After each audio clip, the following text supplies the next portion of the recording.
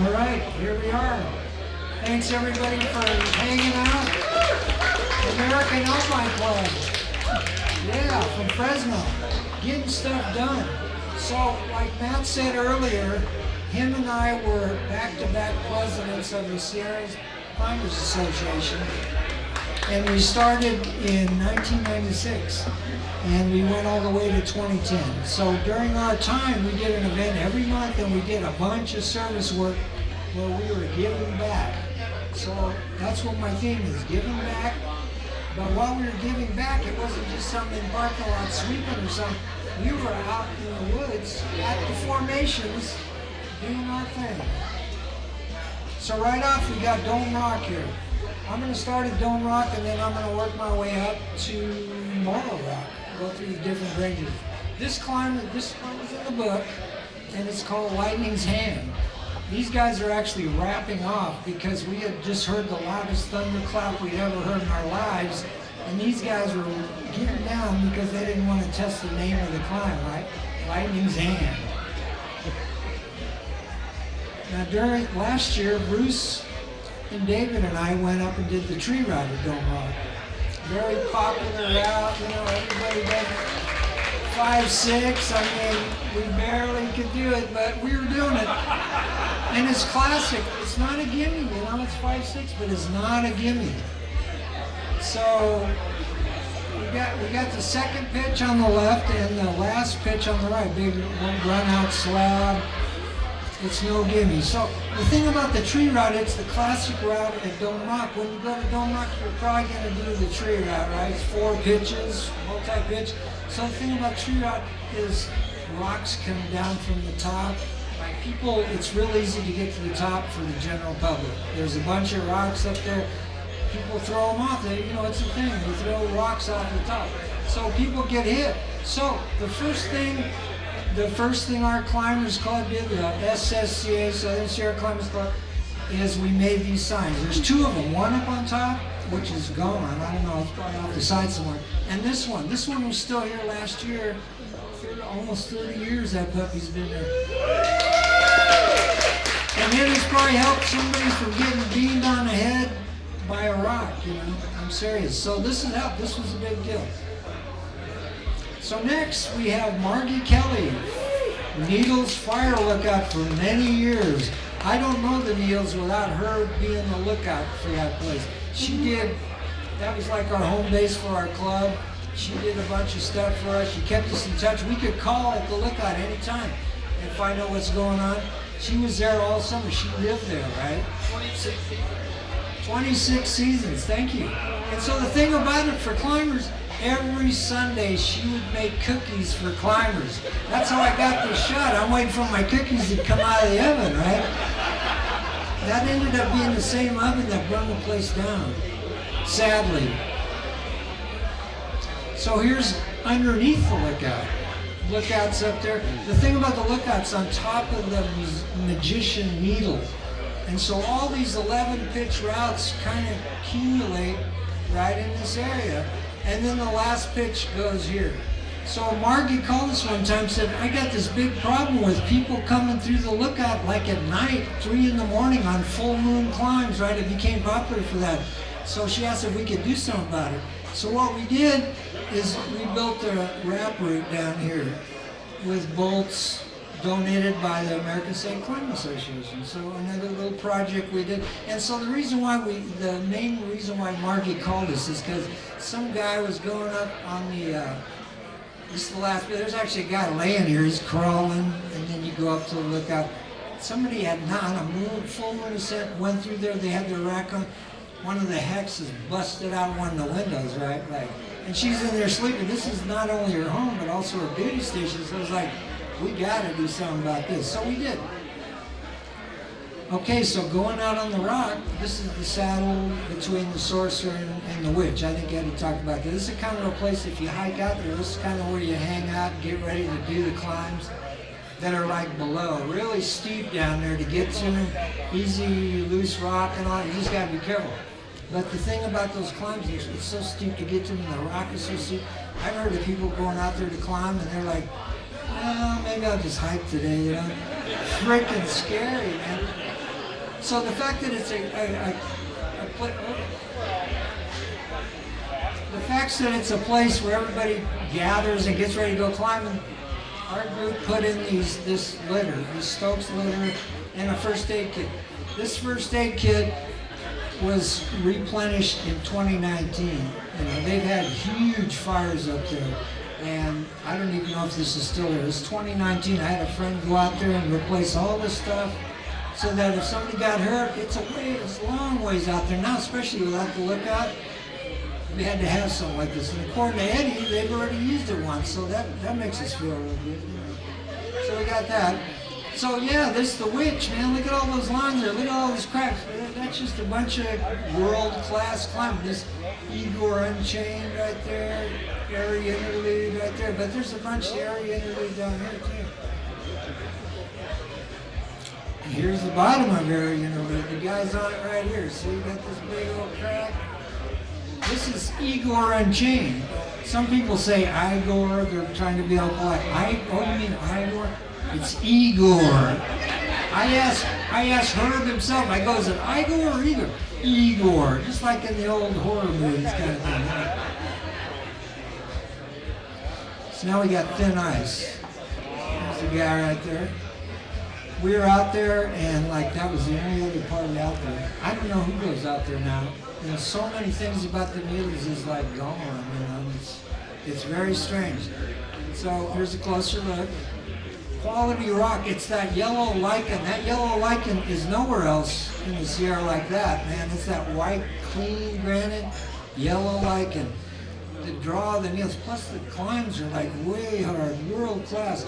There's 513s out there, everything, and all the world class climbers that climb there. You know, we normal to see a magazine, see some guy doing something up there.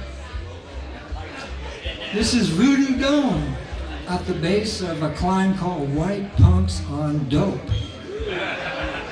I know what you're thinking, but you know what? This climb is really hard, and that's kind of the joke. Like, you don't want to be on nothing but maybe yourself when you do this. So the thing about this climb is it's notorious, you know, but it's still classic, and it's 5'8". Probably another name for it would be, so you think you're a 5'8" climber. I think it's actually 5'9" in the book, but when we went and did everything at the Needles was 5'8" when I first went there. Serious. And so the biggest thing we did as a group was establish a pit toilet at the Needles Trailhead. That was a big deal. Yes. Our founder, Patrick Paul, got us a $10,000 grant from the Access Fund, and then we matched it with $12,000. I don't know how we did it. Raffles, silent auctions. Man, we were begging for money in every direction. And there was generous donations from our members. We raised $12,000, and we got these puppies put in $22,000 at the Needles Trailhead. We did a bunch of research. We put trail counters out. I mean, it was real obvious. There's DNA in all the bushes. I mean, there was a need, man. So we built this puppy, and it's there, and it's there still. Really cool thing. We all felt so good about it. Like we did. It took us a year of a bunch of stuff, red tape, and we got it. And we're like joyous for more than a couple days, man. So here we got the Needles Lookout. So I don't know what to say about the whole Needles area, man. This place burned down. All the forest in two huge fires burned, one from this direction, one from this direction, and then the final blow was the Ponderosa restaurant burned down. I mean, that was only 5 miles from here. You could go over there and get a cup of coffee or get a drink or a meal, breakfast, whatever, kind of regroup, you know, get ready to go climbing again. That place is gone, man. There's nothing left out there. The road to the lookout to the Needles, which is about, 3-4 miles, it's been closed for years. I'm putting an S on that, years. That road is not going to. Why does the Forest Service want to have a road there if they don't have a lookout there? Nobody wants to go there. So the case is, we got a ghost lookout. We got a ghost crag, world-class crag, and we got a ghost pit toilet that's out there. If you're ever out there and you got to go, you know where to go. Okay, we got Homer's Nose, few drainages north. This puppy's big, and this is a knob that sits on top of a big mountain. The top of it is 9,000 feet. But you can see this thing, you can see this guy's nose from everywhere in the valley. Homer's Nose. And it's like, what the heck? So the native name is Taposa. I believe that's how it's pronounced, Taposa. Much better name than Homer's Nose, right? So here's the obvious route, Dance of the Taposha. Then we got another route over here somewhere. On the topo it says Loose Rock. Now that sure looks like Loose Rock, so I'm guessing where Eagles Dare goes right here. So that's the only two routes that I know about, but there are some other routes. Supposedly there's a guy riding an electric bike doing the lower approach and hiking out there and doing stuff, right? We've heard this room, and it's not Brandon, we found out. And so we don't know. So we'll have to just check stuff and see who's doing routes. But so far, there's only two routes that we know about there. Now we got Danland. This is the other drainage. Yes, thank you. Danland suffered hard, man. We got burned. So we did a big trail day up there to clean the trail all the way to the rock. You know, it's black, but the rock has not changed at all. Everything's good on the rock, and so we still go there. It's a world-class crack. But look at this, man. I mean, it's black. This is the top of the trail where we finally hit the rock, and it's black. We call it the Black Forest now. I mean, how could you not, right? So here's all my homeboys right here. This is after we did the trail work, man. We're all dirty and stinky and all that stuff, but these guys are helping. You know, when you got a group that is ready to do stuff, American Alpine Club, our group, man, if you get that synergy going, you can get a bunch of shit done. And that's what we did. This is just us. This is not a group. So Danland, I have a couple pictures. Larry was the man at Danland. Larry Zulum was the main route setter. Yes. Dan also was a main route. They both together, they were like brothers for years. They did all these over 100 routes up there, and it's all quality stuff. Half-inch bolts on all the blades, solid, everything is good and safe, and still there, hadn't burned up. Here's another picture of Larry, hard climbing here, and there's Dan right there landing. Such quality rock up there, it deserves a good look, for sure. So we're a little further up the road on the Mineral King Road, we got this big ass wall. Anytime you've ever driven up, it's right by a Lookout Point Ranger Station. You drive a little further and there's this big wall. If you're a climber, you got to stick your head out the window, it's so tall. You can't see just from your car. So last couple of years, locals been putting up a route on this thing.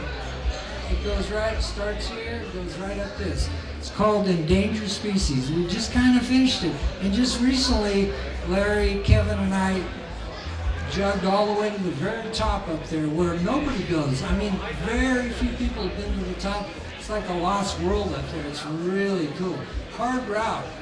They used to call this Swallow Rock, right? And it used to be a historical name. They said Swallow Rock, when the swallows would all take off in the evening, the sky would darken, you know. And now, there's like no swallows, none. There's only like a couple of fat parrots. I don't know if they're the guys that ate them all, but I tell you what.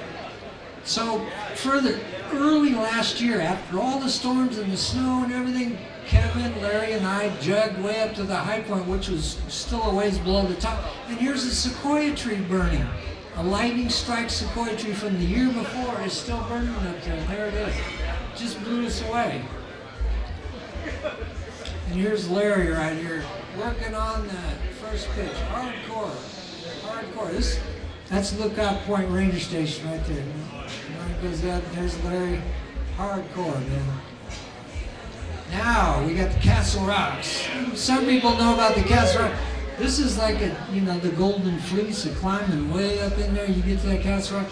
This is the notorious lower approach. You got rattlesnakes, you got ticks, you got poison oak. It's happening, man, and all that stuff's happening here. So typically, this is Paradise Creek, Buckeye Campground. Typically, you go up here, and there's the place we call the Notch right here.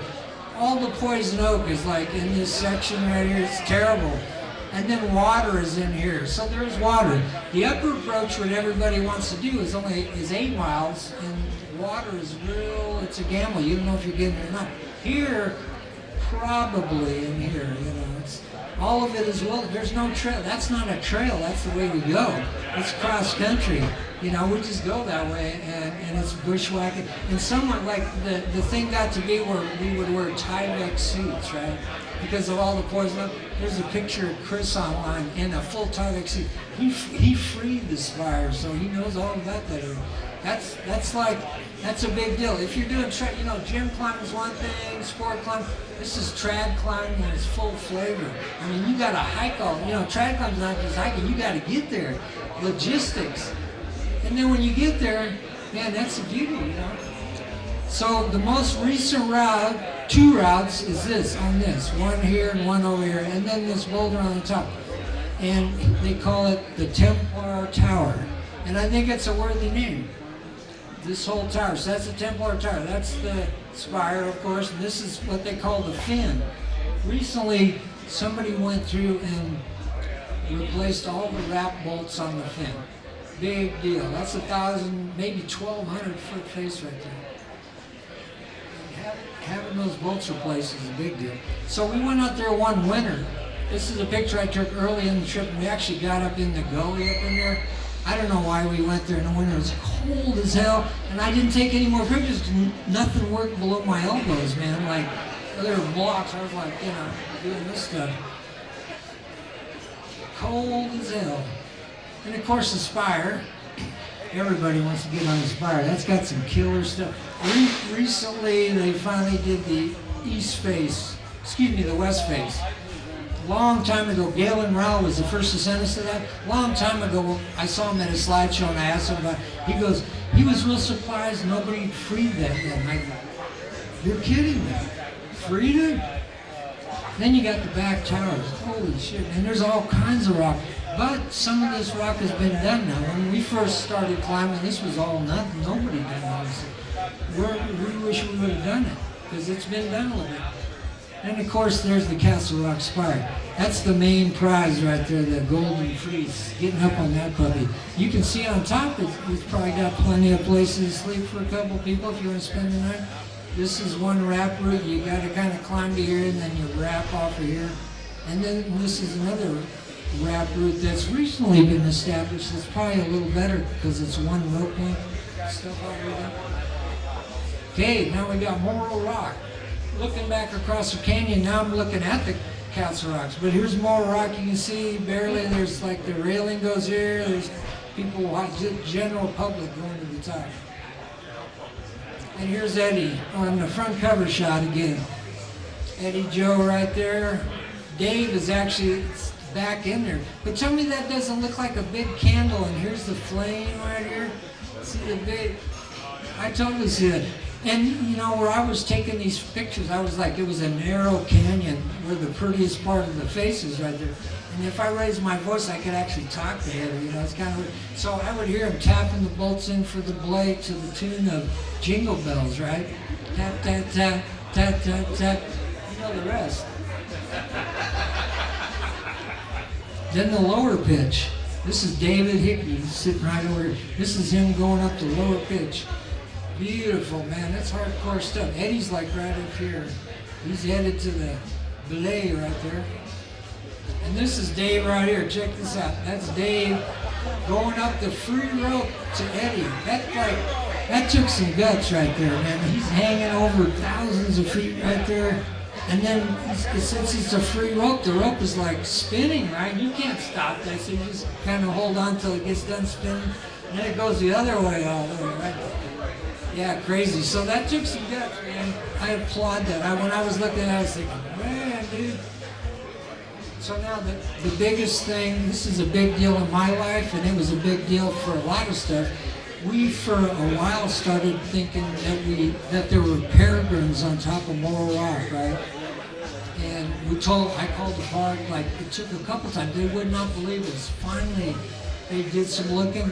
Yes, there's peregrines on Morro Rock at a time when there was only 10 nesting pairs in California. 10 nesting pairs. So we went, they got a scientist, Lee Allman here. This is September 16th, 1991, right here. Me, Dave, and Eddie. Lee Allman. We took Lee to the nest, which is an area they call it. We took him away. We had to wrap way down Mole Rock. Turns out the birds were sitting on eggs, 3 eggs. And we knew they were dead because they should have been hatched a long time ago. So we got them. They're right there, you know, the size of chicken eggs. It was crazy. And so those ended up being the best samples that they could test to find out what the heck was causing peregrines to have soft eggshells, why they wouldn't even hatch at all in this case. Turned out one word, pesticides. But we helped save the peregrines, man. That's heavy. That's big. Hell yeah. Then a few years later, in 1997, we got arrested. It looks like, right? No. This was the climbers and rangers doing an event together, a win-win for Sequoia National Park and climbing. We did a big Mole Rock cleanup. This is the parking lot of Mole Rock. We wrapped all the way down the base where all the railing was that they had. When they put new railing in, they threw all the old stuff out the side. It was great. So it was before power stuff, before you get cheap battery stuff. So we had to like hacksaw all the shit about. Helicopter came and got it. We loaded a whole slide-off dumpster with stuff. It was a big deal. We found down there so much weird stuff. We found lens caps, water balls, jackets, shoes. I got this killer golf club. But the weirdest thing we found was a guy's head. I'm serious. A guy's head. I'm serious. So now, okay, I want to give a big shout out. I hope he's close by to Matt Schutz. This is him right here. In 2001, we're doing a big toll house rebolting. Big. We did a bunch of rebolting. And here's Matt right here. He's been giving back since 2001. Before. Right, Matt? You're that dude, man. He's been giving back. So we got all the big guns in for the big rebuild. Thank you, Matt. That's why he's a good guy to have in your club, because he knows how to get stuff done. This is 2001. March 28, 2001. So we brought in all the big guns. We got Joe T, we got John Barbella, we got the Chief, we got Barry Chambers, and then this is Greg Barnes from the American Safe Climbing Association, who gave us all the bolts and stuff to do the job. They loved us, and we donated to them, they donated to us. This is our booty from the first day. We got all this stuff out of Mole Rock, and this particular time turned it into art. Hey, climbing art, right?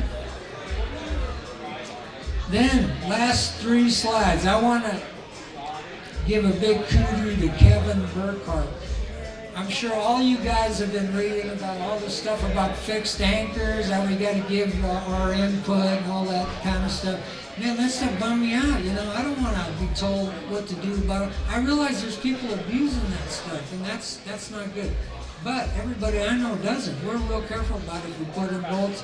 So there's tons, millions of bolts out there, and they need to be replaced. So Kevin Burkhart, 2 years ago, got a permit, applied for a permit with Sequoia National Park to rebolt the northeast face of Mole Rock, which is like 6 climbs, right? A big deal. He applied for the permit, but it took 2 years to get it, right? So last February, well, there's a bunch of stuff, okay? I give the park some kudos because there was fire. There was 2 big fires that wiped out almost the whole park. They had floods, they had a bunch, so they had excuses, but they had some other excuses too. Anyways, so Kevin applied for the permit and got it this February. He called me and goes, I got the permit from the park. This is big. Who do you know that's got a permit to go rebolt or even put in a bolt, right? This is now. This is like 2024. This is February. He called me up, and next day we went out there, man. We had to hike through a bunch of snow and stuff, 3 miles. Started the job. This is Kevin right here. We're getting ready to go down and start the job. And the other thing about this job is it's all hand drilling. We had this 1/4-inch bolt, so we had to go to a bigger size, you know, so it's hand drilling. We didn't make any extra holes. We just pulled out the bolt, put the new bolt in like you're supposed to do in rebolting. Good stuff. And so here's Kevin right here getting on it, man. He's rebolting.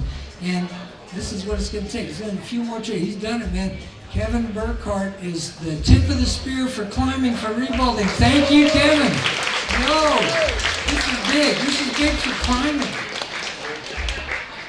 Okay, my last slide. So people thought there's no climbing left. There's for trad climbing. There's no routes left. There's no plums hanging low. There's no classics I can do. Here you go, brother. This is all. There's a whole bunch of stuff. And this is the Queer drainage. Holy heck, man! This 12 miles, 13 miles. If you want it, there's still some stuff for you out there. This is wild. This is wild country. There's the reason why there's a Wolverine out there, right? That's it. Thank you very much.